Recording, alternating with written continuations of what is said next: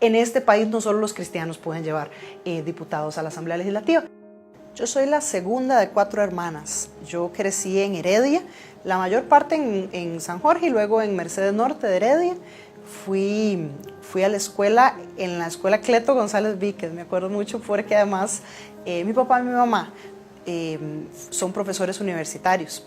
Ya se pensionaron, pero en ese entonces, nosotras como éramos 4, ellos lo que hacían era que mi abuelita vivía muy cerca de la Cleto, a una distancia que ella nos podía ver. Entonces lo que hacían era que nos matriculaban en esa escuela para que cuando saliéramos de clases, ¿verdad? Ella salía al portón y desde ahí nos saludaba y nosotros nos íbamos corriendo, ¿verdad? Como de la escuela hasta la casa de ella, que serían 500, 600 metros, ¿verdad? Yo fui al Colegio María Auxiliadora, ahí donde usted me ve, yo soy egresada de un colegio de monjas. Tuve un tiempo muy feliz en el colegio. La verdad es que los colegios de mujeres pueden también tener una función muy empoderadora para las mujeres entre sí. También por muchas cosas logísticas. El colegio salía hasta las 2 de la tarde, era de los pocos colegios semiprivados de Heredia y entonces era muy conveniente para mi familia. Luego yo ingresé a la Universidad de Costa Rica. Estudié psicología, luego saqué la maestría en comunicación, luego tuve la oportunidad de irme a estudiar fuera del país, me gané una beca para ir a estudiar una maestría en administración pública a la Universidad de Harvard. Y ahí fue donde comenzó un poquito como la idea de que hacía falta crear un partido nuevo. Porque yo vengo del activismo social. Si yo tuviera que decir qué soy, yo soy activista social. Yo soy activista feminista, soy activista LGBT. Y la sensación que tenía era que estábamos caminando muy lento. Caminábamos un poquito, sí, o sea, yo fui parte del equipo que lideró todo el proceso de recolección de firmas por matrimonio igualitario, desde el Frente por los Derechos Igualitarios, y listo, o sea, recolectamos las firmas, etcétera, y después, ¿qué? ¿Cómo hacíamos que eso se moviera en la asamblea? Y entonces yo, estando estudiando en Estados Unidos y conociendo muchas experiencias de diferentes partes, yo lo que sentía era como que nosotros íbamos como dando mini pasitos y como que el sector conservador iba dando, ¿verdad?, como pasos de gigante. Y yo lo que sentía era cómo tenemos más alcance, cómo tenemos más alcance. Y de repente hubo un profesor de uno de los cursos que planteó algo que a mí me impactó mucho. Y él lo que decía es, nadie va a tener más impacto en su vida que el gobierno del país donde usted vive. Porque lo que decía es, el gobierno maneja el presupuesto de todo el país, es quien puede hacer acciones de alcance nacional, nadie va a tener más impacto en la vida de los habitantes y las habitantes de un país que su gobierno. Y también nos decía otra cosa, yo me acuerdo que él decía, si ustedes creen que toda la gente que está en política son ladrones, son corruptos, piensen si esa es la gente que ustedes quieren dirigiendo su país.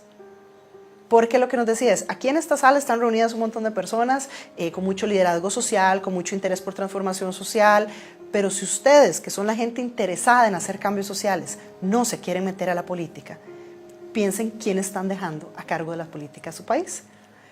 Y entonces, pues nada, a partir de eso empezamos a conversar, ¿verdad? Yo empecé a conversar con José Daniel Clark y un poco a decir, bueno, sería bueno como que nosotros empezáramos a pensar en una opción electoral, si de repente entró este partido, este otro, veíamos, ¿verdad?, las dificultades que había habido para avanzar la agenda en diferentes áreas y eventualmente pensamos, no, una mejor opción probablemente sea un partido provincial que sí esté centrado en una agenda de derechos humanos. Porque yo creo que todo partido cuando nace como con suetos, como su preocupación central en la vida. Que si la lucha de clases, que si la ética, que si la reforma de no sé qué. La preocupación nuestra central era el tema de derechos humanos. Y esa no era una preocupación que viéramos en nadie más. Entonces, bueno, empezamos el proceso, ¿verdad? Y lo primero que dijimos fue, bueno, hablemos con más personas a ver si les parece que estamos completamente locos o no. Y para nuestra sorpresa, con cada persona que íbamos hablando, lo que nos decía más bien era, fantástico, esta es una idea maravillosa, háganla ya. Y entonces, bueno, empezamos y fuimos creciendo, ¿verdad? De ser 2, 6, 15, 30, 60, ¿verdad? Y cuando ya íbamos siendo de un grupo más grande, ¿verdad? Empezamos a decir, bueno, y detallemos esta agenda, ¿verdad? Y entonces nos dividimos en grupos de trabajo y empezamos obsesivamente a trabajar en los documentos de lo que iban a ser nuestros ejes programáticos. Nos reuníamos, discutíamos cada punto y coma, etcétera, hasta que eventualmente decimos, bueno, a ver, si nos vamos a presentar a las elecciones del 2018 o hacemos la Asamblea Constituyente como ya o no nos va a dar tiempo. Y entonces, bueno, ahí ya empezar otra vez con la locura, ¿verdad? De convocar esa Asamblea Constituyente. ¿A dónde? nosotros no teníamos plata para alquilar un local donde cupieran 100 personas. Y entonces ya ahí apareció un amigo que dijo, bueno, yo tengo un lugar, solo que queda en zona roja. De ahí, de verdad, nos prestaron el pop-up. Y Roberto muy amablemente nos prestó el pop-up. Yo fui a hablar con él y todo, claro, yo les pongo hasta el café, no sé qué. Bueno, un domingo a las 10 de la mañana, nosotros llenando ahí los alrededores del cine Líbano y etcétera para llegar a hacer la primera asamblea constitutiva. Y muy bonito y todo, lindo, ver a la gente apuntada, reunir 100 personas nos pareció un montón, ahora se uno cuenta todo el trabajo que le faltaba, pero y después de eso empezó la carrera de verdad, porque eran las cantonales. Nosotros hicimos 20 asambleas cantonales en 2 meses. Todos los fines de semana y entre semana nos reuníamos, etcétera. Yo me sentía como una vendedora de Avon, como una testigo de Jehová, porque entonces, claro, pasaba permanentemente buscando gente. Los primeros cantones fueron súper fáciles. Goicoechea, Montes de Oca, se hacían solos. Convocaba una reunión en mi casa y llegaban 20, 30 personas en Montes de Oca. Y luego nos tocaba Tarrazú, León Cortés, Turruares. ¿De dónde sacábamos gente?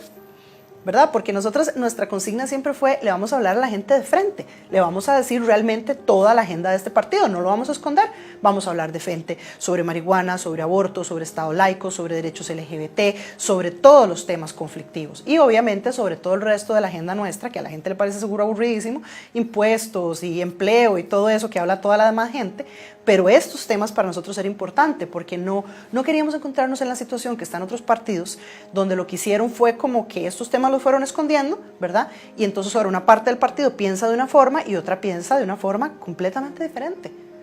Entonces, para la zona de Los Santos, recuerdo que uno de mis estudiantes, yo doy clases en la UCR, uno de mis estudiantes me dijo, de ahí, profe, yo fui al cole en Tarrazú, si usted quiere yo le presento a mis excompañeros de colegio.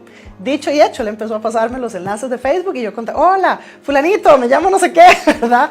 Vieras que estamos haciendo un partido y ahí fue apareciendo la gente hasta que tuvimos suficiente gente para hacer una cantonal en Tarrazú.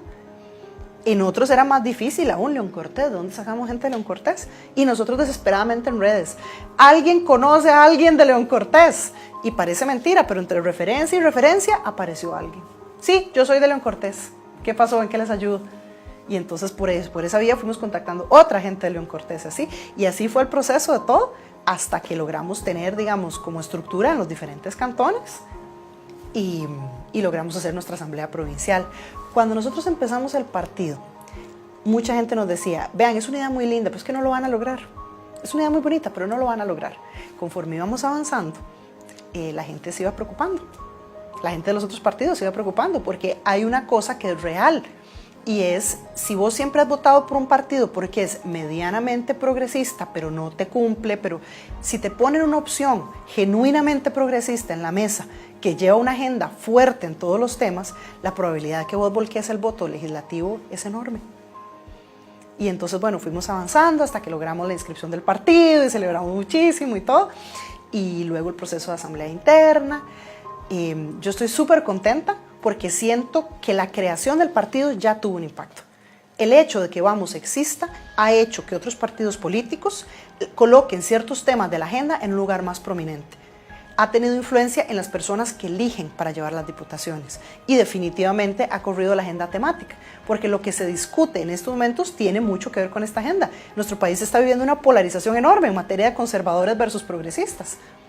Entonces yo siento como que fue un buen momento político, fue una trabajal enorme, pero a mí me da mucha esperanza ver que sí se puede.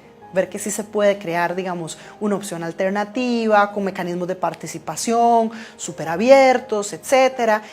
Yo pienso que eso es importante y me parece por eso fundamental que logremos una diputación. Porque para mí, que Vamos logre una diputación, obviamente a mí me entusiasma muchísimo, obviamente me genera mucha ilusión, pero es que es más que eso, es poder decir, miren, los votos progresistas sí alcanzan para tener diputaciones. En este país no solo los cristianos pueden llevar diputados a la Asamblea Legislativa, también el sector progresista puede agrupar su voto y llevar una agenda de frente en este sentido.